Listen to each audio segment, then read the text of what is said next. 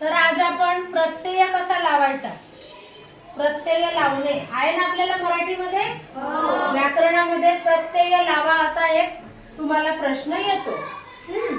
आता स्कॉलरशिपची परीक्षा पण 7व्या वर्गात होणार आहे, पहिल्यासारखीच, समजलं का? म्हणून त्याच्यासाठी तयारी म्हणून आपण हे छोट्या छोट्या व्याकरणाच्या गोष्टी आपल्याला माहित असणं आवश्यक आहे।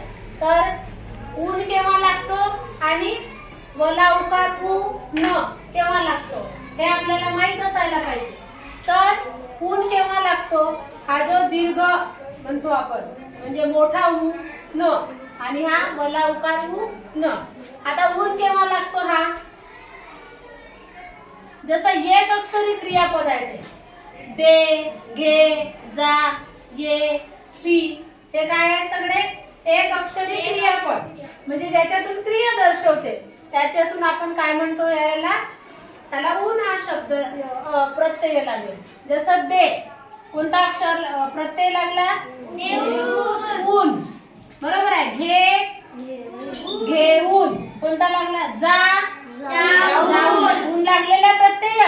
नंतर ये, येऊन, पी, पिऊन, अजून काही माहित आहे दुसरा तुम्ही सांगितलेले शब्द आहे ते, हा जसं खा, बरोबर आहे, खा, खा, ऊ, न, झालं। हा नंतर आता इकडे ऊन केव्हा लागतो, दाखव, या वचा काय झाला रे, ऊ झाला, वचं रूपांतर ऊ मध्ये झालं आणि त्याला ऊन हा प्रत्यय लावला आपण। शेवटचा अक्षर जो आहे, बरोबर आहे, त्याचं रूपांतर ऊ मध्ये झालं, बरोबर आहे, म्हणजे ऊ न। त्याच्यानंतर ठेव, ठेवून लागला का, वचा ऊ झाला प्रिन्सी, ऊचा वचा काय झाला, ऊ झाला।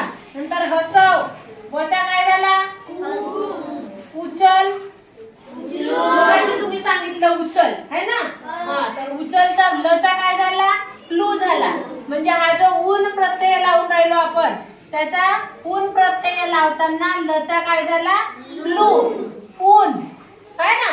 तर याला मात्र याला कोणती लागले, उकार लागला, उचा उकार लागला, म्हणजे तो काय झाला, उचलून। अजून कोणता अक्षर शब्द आहे ते तुम्हाला सांगा लवकर, शब्द सांगता येईल एखादा, जसं तुम्हाला चालवून होईल तो चाल, चाल, बरोबर आहे, किंवा चल, चल, काय होईल, चलून, चलून, असं।